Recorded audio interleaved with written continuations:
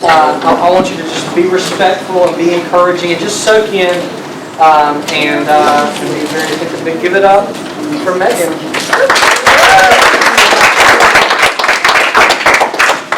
Hey guys. Hey. Howdy. Hey Megan. So speaking is not really my thing, so bear with me. I'm not up here for sympathy, and I'm not up here for pity. I'm just here to tell you what God has done in my life and how amazing He is. He worked miracles in just a short amount of time for me. So, growing up, I didn't really have church in my life. I knew who God was, but I didn't really understand.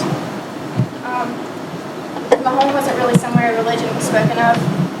My dad kind of made it that way. Every time my mom tried to speak about it, she would just shut him down, or he would shut her down. So all I really got from Christian faith was from my mom.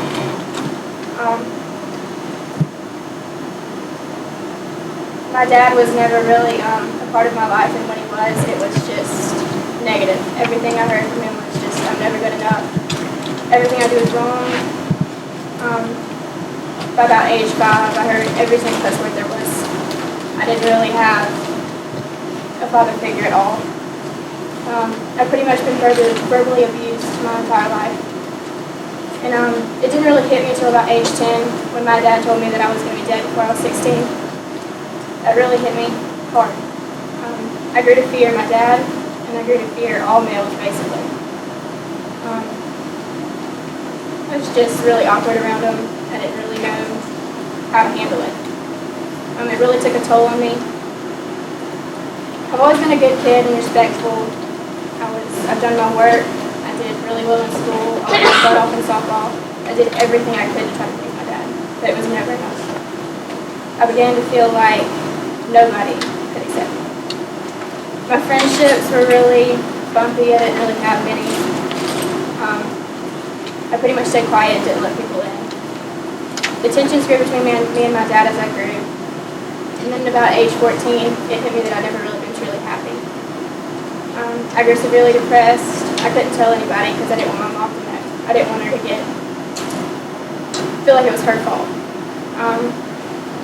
I didn't really grow out of it for about 2 years. I felt completely and utterly alone. My friendships grew towards about the end of my freshman year. Things didn't really get better though. I learned to confide in them, but I was still wallowing in my sadness, and I started searching for things to help me feel something, because I felt empty, I felt dead. So I started self-harming, and that is the worst decision I've ever made. My confidence level was completely worthless. I didn't think anybody could like me. I started a Tumblr account, and that was another really bad decision.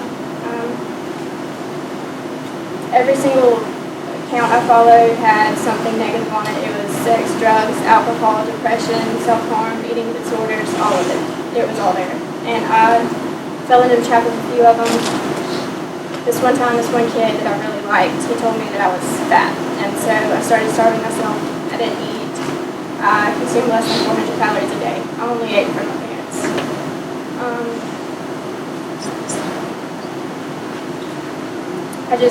Nobody knew how much the depression was taking over my life. Like, I would hide or change in the PE locker room, or in the shower, so nobody would see. It was all over my body.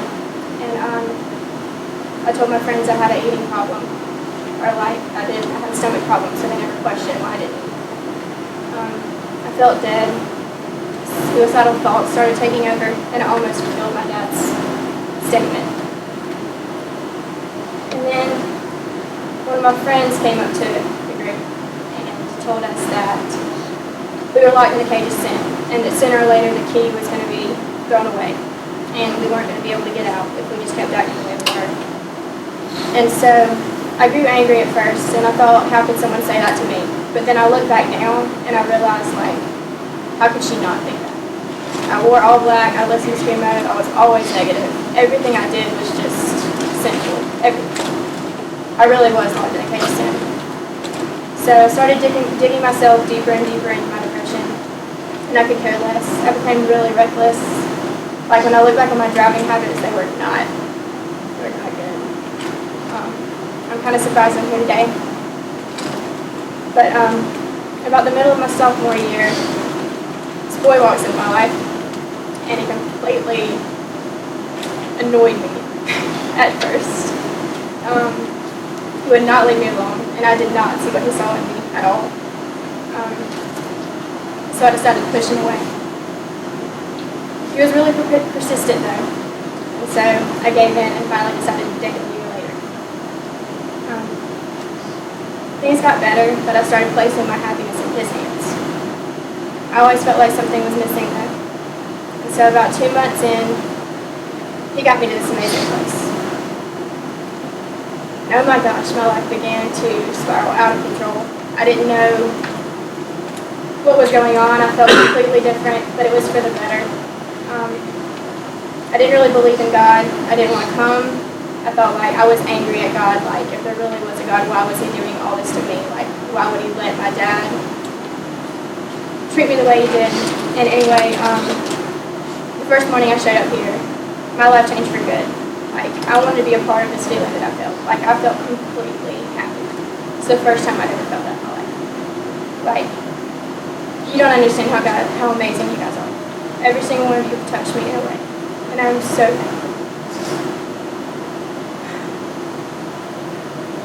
So ever since that day, God started working in my life. And so I decided to talk to Kevin. I wanted to get baptized. I didn't really know what I was saying.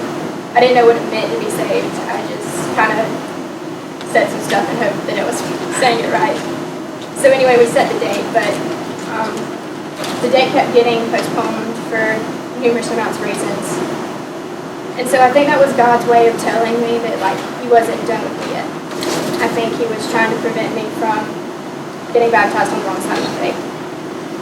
And so, sure enough, like 3 weeks later, I had this overcoming feeling to go to the altar. And so I did. And I prayed to God and told him that I was a sinner and needed a Savior. And that I just wanted him to fix my broken pieces and put me back together. And so on that day, God saved me.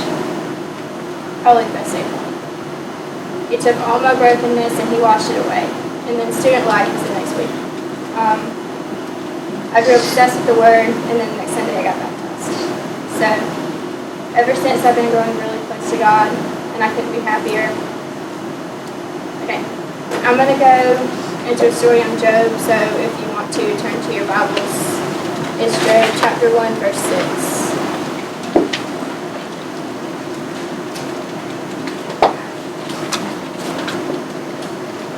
Alright, so Job is this really faithful and good guy. He has everything going for him. He has a great family. He's wealthy. And then all of a sudden, Satan decides to come in. So verse 6 says, "Now there was a day when the sons of God came to present themselves before the Lord, and Satan also came among them. The Lord said to Satan, 'From where have you come?' Satan answered the Lord and said, 'From going to and fro on the earth and from walking up and down on it.' And the Lord said to Satan, 'Have you considered my servant Job, that there is none like him on earth, and a blameless and upright man, who fears God and turns away from evil?' Then Satan answered the Lord and said, 'Does Job fear God for no reason? Have you not put a hedge around him and his house, and all that he has, on every side? You bless the works of his hands, and his possessions have increased in the land. But stretch out your hand and touch all that he has, and he will curse you to your face.' And the Lord said to Satan, 'Behold, all that he has in your hand, only against him do not stretch out your hand.' So Satan went out from the presence of the Lord." Okay, so Satan asks God if he can touch Job through suffering, and God agrees. So Satan begins taking Job's family. He takes Job's livestock. He takes everything that Job has. He takes his health. And so Job decides to get angry at God. He doesn't lose his faith through this, but he starts asking God, like, why me? I haven't done anything. I'm innocent. And the only thing that it says is that God says the world is imperfect. And so because of that, none of us can have perfect lives. So, technically we all kind of deserve the suffering. Later on, Joe's friends come into the picture, and so they come to the conclusion that Joe must have done something to deserve this. And so Joe finally realizes what God said to him, and he repents of his sin. And so I'm going to read Job 42, but you don't have to. It says, "Then Job answered the Lord and said, I know that you can do all things, and that no purpose of yours can be thwarted. Who is this that hides counsel without knowledge? Therefore I have uttered what I did not understand, things too wonderful for me, which I did not know. Hear, and I will speak. I will question you, and you make it known to me. I had heard of you by hearing of the ear, but now my eyes see you. Therefore I despise myself and repent in dust and ashes." So Job doesn't really give us an answer as to why good things happen to bad people, but it does invite us to trust the Lord and His wisdom. Rather than us trying to figure out the reasoning as to why He would do something like this, when we do that, we tend to simplify God as Job's friends did, or we accuse God as Job did. So Job leads us to bring our pain and grief to God.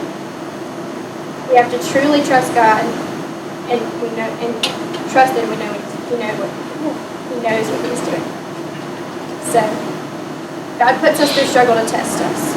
You see, He wants to see if we'll come to Him.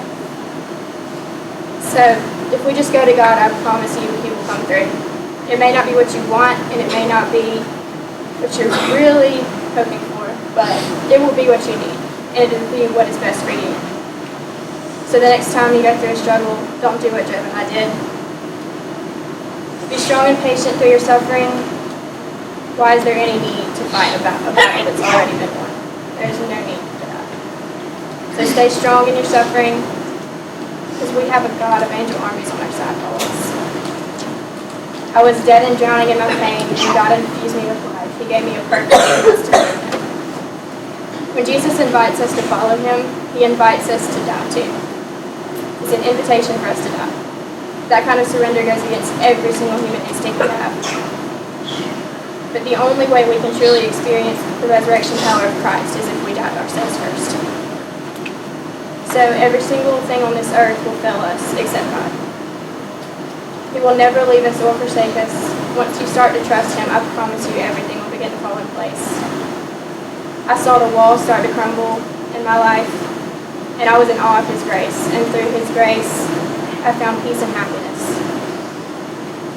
All my life I've been called unworthy, I've been called not good enough. But now I'm confident in the daughter of Christ that I've become. In His eyes, I am worthy. And He died for me so that I could live. I don't know about you, but that's all the love I'll ever need. I don't need a great earthly father when I have a heavenly Father that will blow any other relationship out of the water. So our God is amazing, and you just have to surrender and watch all the pain fade as you grow closer to Him. I promise it's worth it. I'm not saying you won't have struggles, but we probably won't have more once we become Christians. But if we now have the chance to put on the full armor of God and press on with confidence. The world has a way of trying to twist our way of thinking and tries to turn us to sinful behavior. But if we put on the full armor of God, struggles will become so much easier to endure over time. So I just encourage you to trust Him. He knows what He's doing. So to conclude, I would like to thank all of you.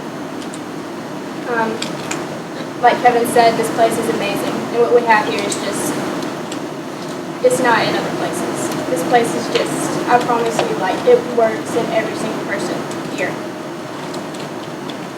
And the next time you have a struggle, just go to Kevin, go to any of these adults here, come to me. All we want to do is help. That's all they want to do. So, I just want you guys to know that you are never alone in any pain that you have. There's always somebody here for you. Always. Don't forget that. Okay.